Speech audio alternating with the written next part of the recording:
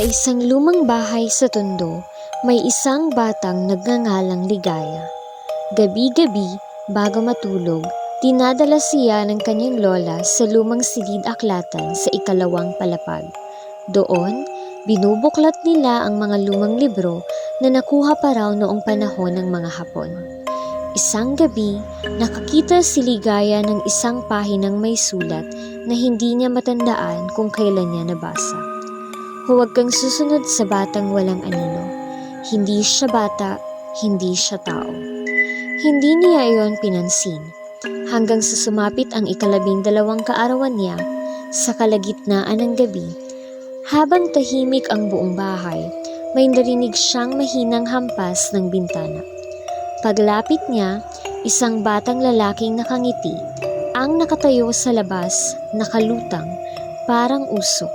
Maputla ang balat, berde ang mga mata at walang anino.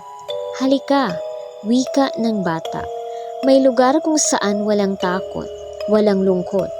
Doon, hindi ka tatanda. Hindi na niya naisip kung paano ito nangyari. Bigla na lang siyang napadpad sa isla kung saan laging gabi ang dapit hapon. Dito niya nakilala ang mga batang may pare-parehong ngiti. Lahat walang anino. Lahat parang mga laruang hindi nauubusan ng tawa. Sa gitna ng kanilang kasiyahan, napansin ni Ligaya ang kakaibang kulay ng dagat. Pulang-pula, ang alon tuwing kabilugan ng buwan na para bang dugo. At bawat tawanan ng mga bata may kumakalabog sa ilalim ng lupa, parang tibok ng isang napakalaking puso. Bakit pulang-pula ang dagat? Tanong niya sa batang nag-imbita sa kanya. Enerhiya, sagot nito habang kumikindat. Lahat ng kwento, tawa at paniniwala mo, iyan na nagpapakain sa isla. Sa gilid ng kanilang hardin ng mga puno, may isang lalaking matanda. Nakaputing balahibo ang buhok at may isang bakal na kawit sa kamay. Nakatingin ito kay Ligaya, galit at may puot. Nang makita ng batang walang anino na tinititigan ni Ligaya ang matanda, mabilis itong bumulong.